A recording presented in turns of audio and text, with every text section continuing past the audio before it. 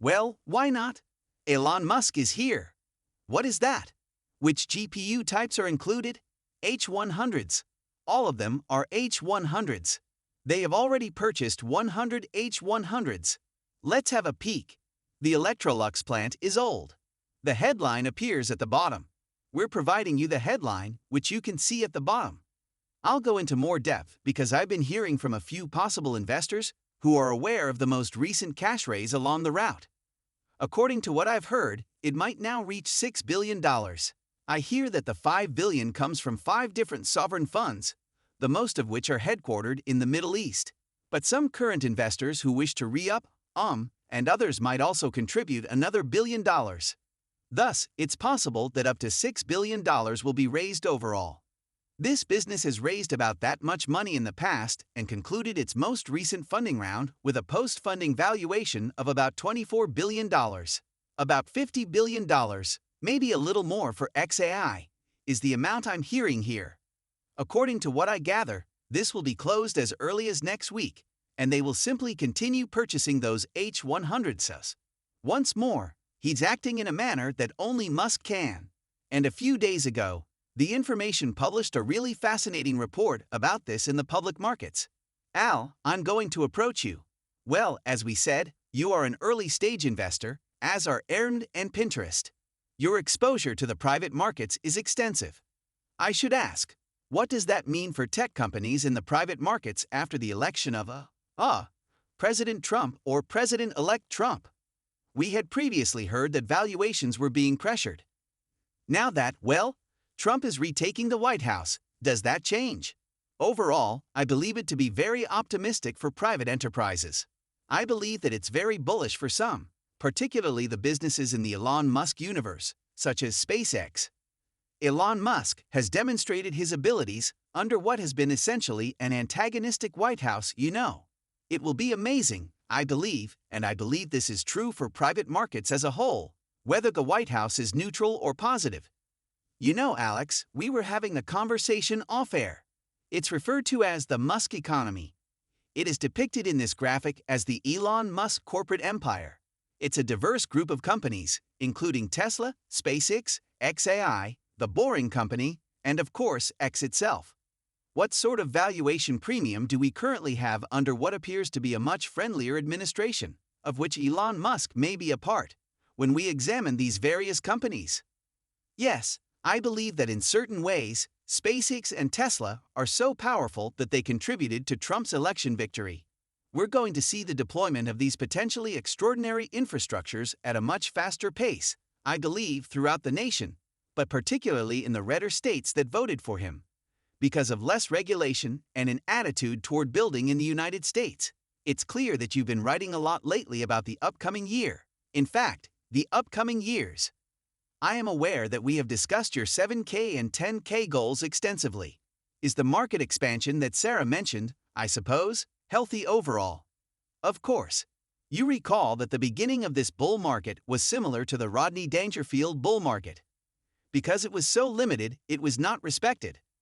We claimed that it will eventually broaden, and it is currently doing so. The S&P caps have undoubtedly been on fire, and I believe the S&P 493 will perform well after that. Jordan Kleen, Managing Director and Desk Analyst for Technology, Media, and Telecom at Mizuho Securities, is increasingly being asked to discuss the differences that are occurring there. What gives, Jordan?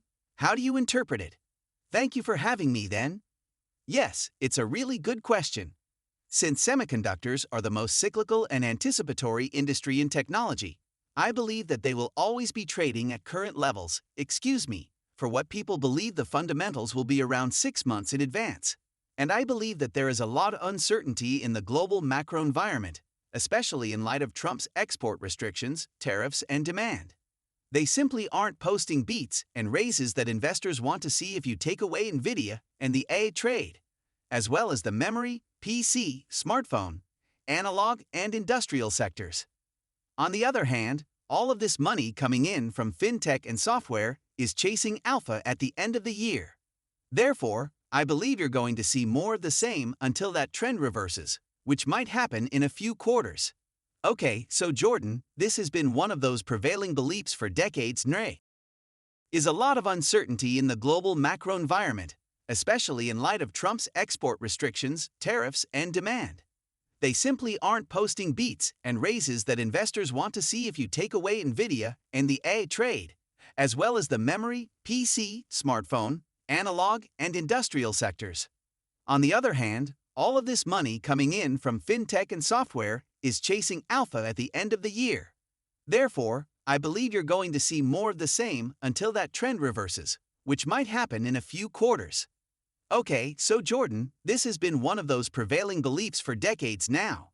As you say, the semiconductor industry may serve as a leading indicator for the rest of technology because it is a forward-looking, cyclical sector.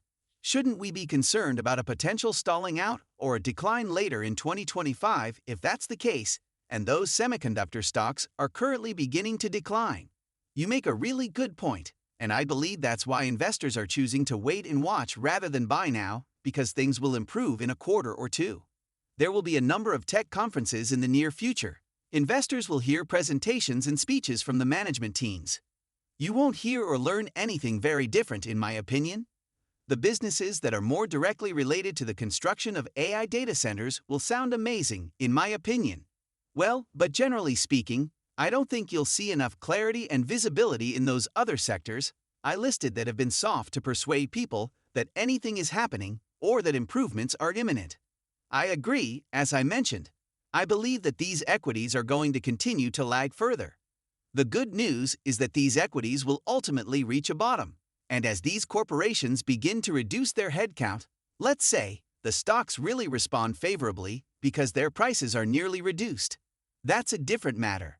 I believe that some investors will begin to realize that these stocks have already discounted some of this negative news flow, and that they will begin to trade higher if we get more clarity on the tariffs under the Trump administration, and if these Biden export controls are resolved.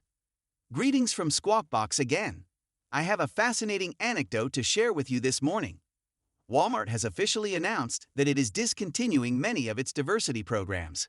It is shutting down a nonprofit that provided funding for minority initiatives and removed some LGBT-related items from its website. Currently, the business is also eschewing the use of the terms diversity, equality, inclusion, and quote in its corporate documentation. Additionally, the position of Chief Diversity Officer has been renamed Chief Belonging Officer. Following criticism from conservative groups, Walmart has now joined an increasing number of businesses that have reversed DEI policies. Other businesses that have followed this path include Ford, Molson Coors, Lowe's, and Tractor Supply. The activist responsible for this is a man named Robbie Starbuck, who has led nationwide anti-DEI campaigns against consumer-facing businesses. He informed Walmart management last week that he would be writing an article about wokeness inside the company. I said. Walmart claims that these adjustments have been in the works for a few years and were not the outcome of the discussion with Starbucks. Andrew, I'm not sure, but that's him. The man bun is something I adore. What are your thoughts? The man bun is something I adore. That's the guy behind watching the video, I guess. I'm viewing the video, yes. The man bun is something I adore. Yes, I do adore that man. Isn't that the guy? That isn't possible. He is, therefore, the anti-DEI person with the man bun. It's kind of awesome. Yes. Okay, Andrew, are you considering it? Do I have these DEI policies in mind, or am I thinking of the man bun? I don't get too serious about you, man bun. We're not talking about DEI, and if it's clear that we want everything to be DEI, but I can see why. Based on Doug McMillon's remarks, Walmart CEO Doug McMillon just stated that they want to change. With some of these items, they essentially hope to portray America and what America truly desires. There has been strong opposition to it. They just said, no ret. The company wants us to write a story about them before Black Friday.